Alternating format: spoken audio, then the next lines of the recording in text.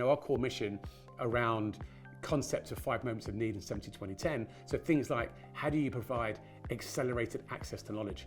That was one of what we know and we believe that's absolutely core and key. We know that it's no longer, and hasn't been for a long time, that to storing knowledge in your head is the answer to problems. We know because of the speed knowledge is changing. I think Charles Jennings mentioned that you go back 20, 30 years ago, it used to be 50% of what you needed to do your job was in your head. That was down to 10%, it's probably now down to a few percent. So 95% of what you need to do your job is not stored in your head. Then the speed of access to that knowledge is absolutely key. So that's always been our mission, and what generative AI has done for us is it's allowed us to accelerate that. So where it used to be maybe an hour to get to access to knowledge or minutes to get to access to knowledge, now we're talking seconds, pretty much to any knowledge an individual needs to do their job. And if you think about, if 98% of what you need to do your job is access, and we're providing that 10 times faster than our competitors, then that's huge in terms of the value that we're going to be able to provide to our clients in 2024.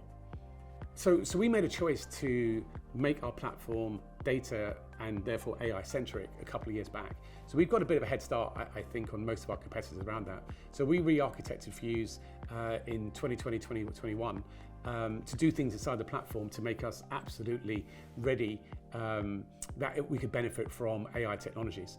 I do think even we probably saw the rise of generative AI being far faster than we thought. So although we were AI ready, and we are AI ready, we weren't necessarily ready for the impact of generative AI, because I don't think anyone could really have seen not just the explosion of the importance of ChatGPT to our personal lives, but what that's meant for all of the other vendors like Google and Facebook and others that have come to market, Amazon, with their offerings. So this acceleration in generative AI technologies has meant that we as an organization are, to some degree, almost keeping up or trying to keep up with innovations that are happening on almost every couple of weeks. I mean, breakthrough technologies that you normally would see happen every couple of years are now seeing every couple of weeks.